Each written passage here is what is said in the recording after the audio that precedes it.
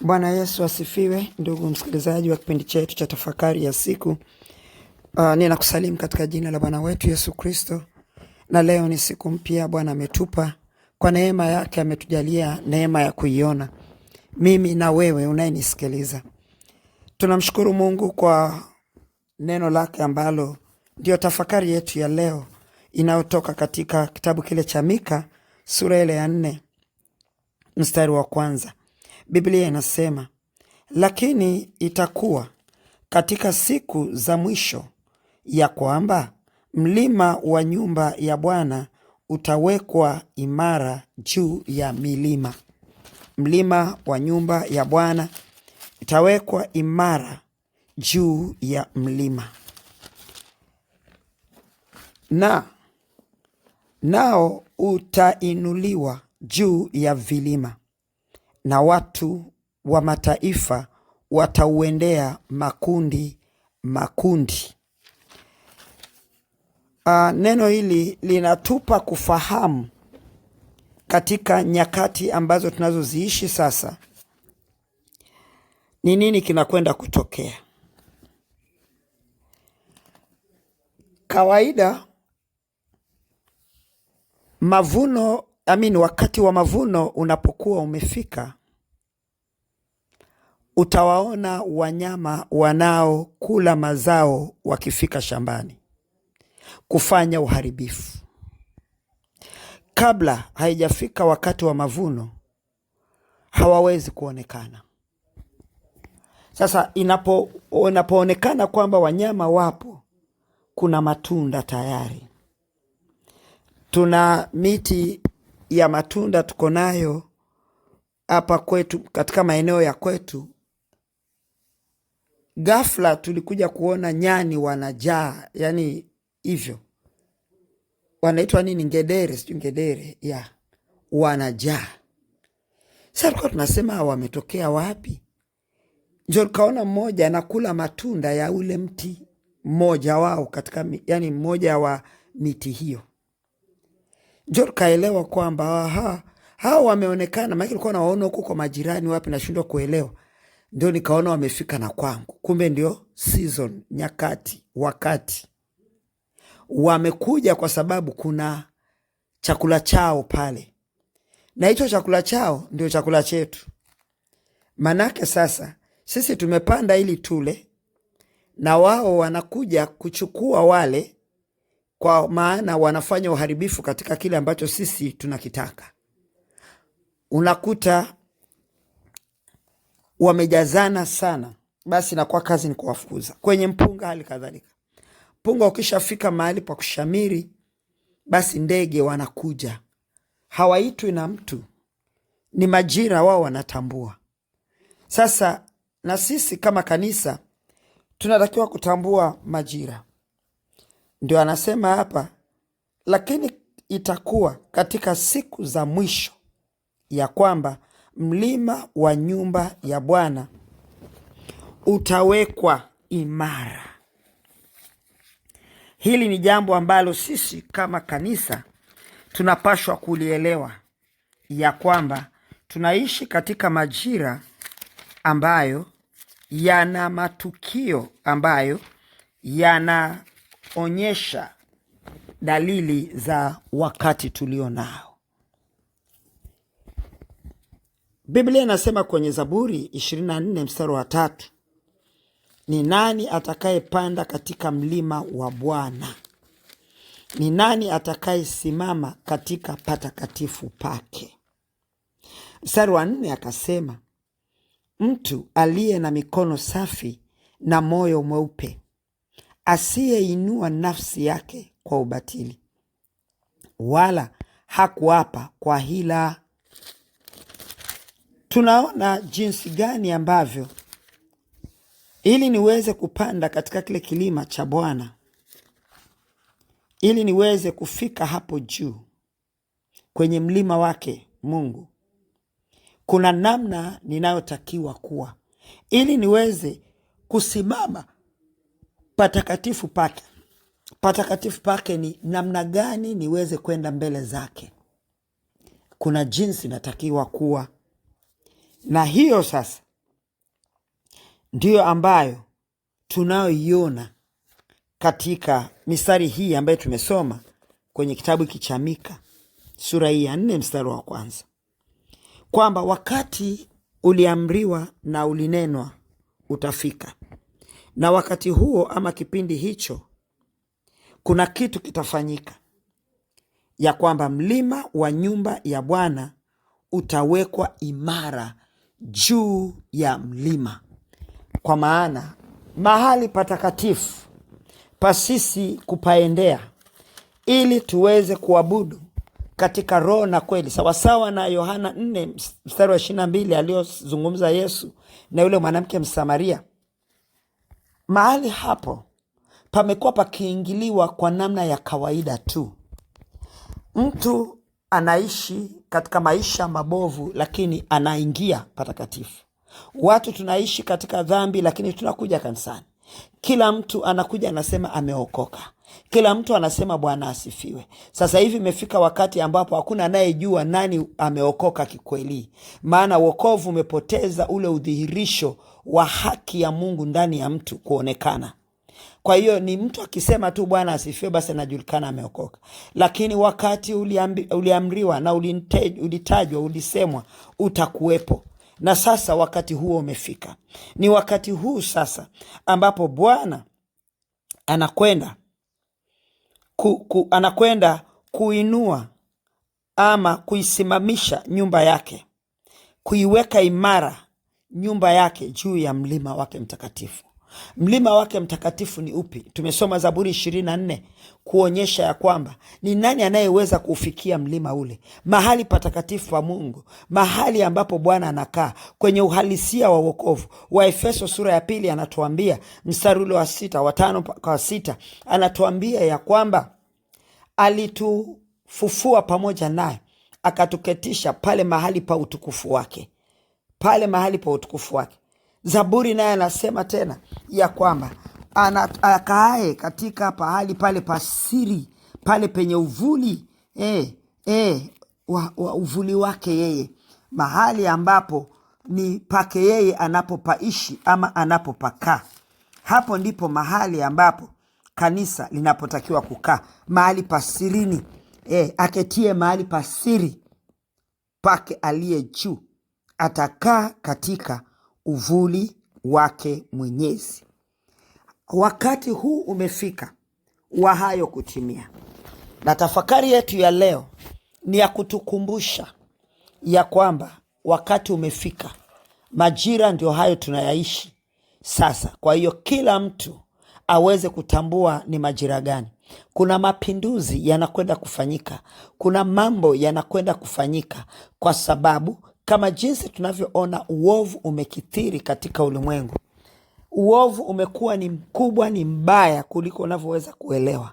Watu wamekuwa na mioyo migumu kama jiwe, kama miamba. Lakini katika wakati huu ambapo shetani ameharden up, wakati ambapo shetani ameifanya mioyo ya watu imekuwa migumu kama mawe, mtu kuua ni jambo la kawaida tu kwake. Mtu akiwa na hasira na mtu anataki mtu mahali, anasema nitamuondoa, tena namuondoa kabisa asiishi. Yani kutoa roho ya mtu ni kama vile mtu anakanyaga sisimizi. Utu umeondoka, kila kitu kimekuwa kibaya. Mwanadamu anamuogopa mwanadamu, mwanadamu hamuamini mwanadamu. Nani atamuamini mwenzake? Huu sio wakati huo kwa upande wa ulimwengu, lakini pia ni wakati ulio mwema na mzuri kwa upande wa Mungu na watu wake. Huu ndio wakati ambapo Mungu anakwenda kuliinua kanisa lake kiroho. Ni wakati ambapo anakwenda kuachilia mafuta yale ya Roho Mtakatifu yapenye ndani ya mioyo ya watu wake, kwa maana kanisa lake, kwa maana mtu aliyeokoka. Na mtu atakapopokea ile kweli ya Mungu, basi atapanda kwenye kilima. Kipindi ambacho tumekuwa nacho hapo nyuma, watu walikuwa wanaokoka lakini hawapenyi na kuingia patakatifu kwa sababu ya mazingira yaliyokuwepo. Lakini mazingira ya sasa yameamriwa ya kwamba Mungu anakwenda kuinua mlima wa nyumba yake Bwana na kuiweka imara juu ya mlima, kwamba anakwenda kuiweka kanisa lake imara juu ya patakatifu pake, kanisa liweze kukaa hapo, ili lile andiko la Waefeso sura ya 2 mstari wa 5 na 6 uweze kutimilika kwa kanisa, kwamba tofauti iweze kuonekana, udhihirisho wa kanisa la Kristo uweze kupatikana, neema ya Mungu iweze kuonekana, ile ya wokovu katika kanisa. Anasema nao utainuliwa juu ya vilima. Maanake kutatokea tofauti ya waabuduo halisi, kutatokea tofauti.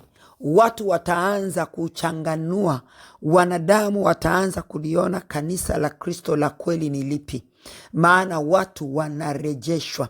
Hichi ni kipindi kile cha uhamisho ambacho kilifanyika na taifa la Israeli, na kikapita majira yake na kikaingia majira ya urejesho.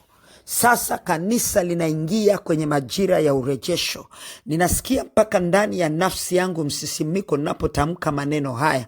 Naomba ulielewe neno hili ni neno la kinabii, neno ambalo lilitabiriwa, neno ambalo lilitajwa na manabii wa wakati wa kale.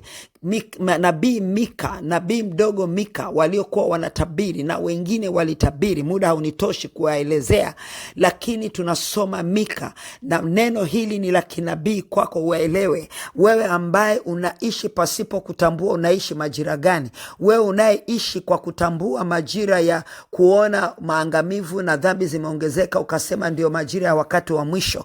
Mwaka juzi ule uliopita na ule mwingine, Bwana akasema na mimi, akaniambia, ilikuwa ni mwezi kwenye Septemba hivi, akaniambia ya kwamba kanisa langu halielewi tunaishi katika majira gani. Watoto wangu hawajui mnaishi katika majira gani. Watoto wanatembelea majira ya ulimwengu. Tambua ya kwamba kuna majira ya ulimwengu na kuna majira ya kanisa. Majira ya ulimwengu yameshaachiliwa, yameanza kujidhihirisha kwa muda mrefu, lakini majira ya kanisa ndio yanaanza kujidhihirisha. Bwana alisema nami Septemba 2023, na nililiambia kanisa nikasema ya kwamba tunakwenda kuingia 2024, tunakwenda kuingia 2025. 2024 na 2025, 2024 ni kipindi cha mageuzi, kipindi cha ile wanasema transition period, kipindi ambacho kinabeba wakati wa uhamisho fulani, wa kuingizwa kwenye uhamisho fulani, ili kazi ya uhamisho iweze kufanya kazi, kazi ya urejesho iweze kufanya kazi. 2024 tukawa kwenye kipindi hicho. 2025 nikasema ya kwamba sina uhakika kama mwaka huu wa 2025 utaisha kama kazi ya urejesho haijaanza. Bwana ameanza kazi yake ya urejesho, akasema na mimi mwezi huu wa 12, akasema huu ni wakati sasa ninaanza kazi yangu ya urejesho. Mwezi huu wa 12 ninaikumbuka vizuri sana, nikiwa nimekaa katika madhabahu yake, nikiwa kwenye maombi. Bwana akaniambia andika, na nikaandika. Akanipa maneno yaliyojaa kurasa 52 yakielezea kuhusiana na yale anayokwenda kuyafanya sasa. Muda haunitoshi kuyaeleza, nitayapeleka katika masomo na Mungu atakupa neema, utayapitia wakati atakapoingizwa kwenye YouTube. Na yale ambayo kujifunza tumeshajifunza, maana alinipa nini cha kusema na watoto wake na kanisa lake kuhusiana majira ya sasa. Nikwambie wewe unayenisikiliza kupitia neno hili ambalo Bwana ametupa siku asubuhi ya leo kuhusiana na kipindi cha kuinuliwa juu ya vilima. Watu walikuwa wameokolewa pasipo kujitambua kwamba sisi ni mlima, tukawa tunaishi kwenye viwango vya vilima. Vilima ni vidogo, mlima ni mkuu. Na sasa imefika wakati ambapo Bwana anakwenda kudhihirisha ule ukuu wa wokovu wake kwa kanisa lake. Ni wakati ambapo anasema na watu wa mataifa watauendea makundi. Ilikuwa ni ngumu watu kuokolewa kwa sababu tulikuwa tunaishi katika level yao, tulikuwa tunaishi katika wakati wao, tulikuwa tunaishi katika kile kiwango chao wao, kwa sababu hailikuwa haionekani na haijulikani nani ameokoka nani hajaokoka. Ukisema neno la kuokoka unadharauliwa. Nataka kusema neno hili na mark my words kwamba sasa Sasa tumeingia kwenye kipindi ambacho Bwana anakwenda kudhihirisha uweza wake kwa kanisa lake, na sasa meza imepinduliwa. Meza imepinduliwa tayari. Mwezi huu wa 12 meza imepinduliwa tayari. Mungu anainua mlima wake kuupandisha, kufika kwenye ule mlima wake mtakatifu. Mungu ameinua sasa, na ndio kazi inayoendelea sasa. Ninawaona malaika wakiinua mlima mtakatifu wa Mungu, mlima ambao ni kanisa, ukipandishwa, ukiinuliwa na lifti ambaye ni malaika wanabeba, wakifikisha katika kile kiwango cha Mungu. Maisha ya watu ya wokovu yanakwenda kuingia kwenye kiwango cha wokovu uliotakiwa ama uliokusudiwa na Mungu. Ule wokovu wa mzaa na michezo unakwenda kufutika na kupotea, na wale wanaokwenda kuendelea kuishi kwenye kiwango cha wokovu wa vilima wataachwa. Nataka ulisikie neno hili na ukalielewe kwamba watu wengi wanaenda kuendea mlima huo kwa makundi, na mataifa mengi watakwenda na kusema, njooni twende juu mlimani kwa Bwana. Watu watakimbia kuja kwenye nyumba za Mungu. Sikiliza nikueleze, huu ni wakati ambapo kanisa lijiweke tayari kupokea, maana watu watatujilia, watu watamkimbilia Bwana. Hawakimbilii dini yako, hawatakukimbilia wewe, bali watamkimbilia Bwana katika mlima mtakatifu wake, mahali ambapo kanisa limeinuliwa na kuwekwa hapo. Watu wataitana kwa makundi kwamba jamani, tumekosa tumaini, tumepoteza tumaini, na tukimbie kwa Bwana. Watakimbia ndani ya makanisa yenu, watakimbia ndani ya makanisa yetu, watakimbia ndani ya kusanyiko letu, watamtafuta Bwana, na watakapofika tuwapokee. Msiwahukumu, maana haya ni majira. Watakuja watu wasiofaa kabisa, wasiotamanika kabisa, ambao hata ukiwatazama utaona aibu kukaa na wao. Wapokeeni. Bwana aliniambia, ninawaleta, muwapokee, msiwahukumu. Nami nalitoa neno la Bwana kama lilivyokuja kwangu. Wakija kanisani kwako, wewe mchungaji, wewe nabii, wewe mtume, wewe mtumishi wa Mungu, wakija nyumbani kwako, wapeleke kwa Mungu. Usije ukamhukumu mtu, usimhukumu mtu, maana huu ni wakati Mungu anataka kufanya kazi yake mwenyewe. Wapokee kama walivyo. Amesema ni wakati huu ambapo sisi tujifunze sasa kuvumilia, ili tuweze kuwa contain, kuwabeba, kuwaweka, kuwahifadhi, ili kumruhusu Bwana afanye kazi ndani yao. Kazi hiyo ni ya Bwana. Malaika wameachiliwa, ni wengi. Nasema na wewe, ni wengi sana. Ninawaona ni wengi walioachiliwa kwa kazi hiyo. Hii si kazi yako. Ulifanya kazi yako wakati ukitetea dini yako, lakini huu ni wakati wa Bwana kutetea, kusimamia ufalme wake. Tumpe Bwana nafasi, tujiachilie kwake. Kazi yetu ni kupokea wageni, Bwana aweze kuwatendea. Naomba chukua neno hili kama tafakari yako ya siku, na uweze kumruhusu Bwana akutumie katika wakati huu, kwa sababu kuna thawabu yake. Thawabu ipo. Hii ndio tafakari yetu ya leo ambaye Bwana ametupa, na kwa utukufu wake Baba, ukatuandae vipasavyo, ukatupe hekima namna gani ya kuweza kuwapokea watu wako. Kwa jina lako Kristo nimeomba na kuamini, amen. Mungu akubariki.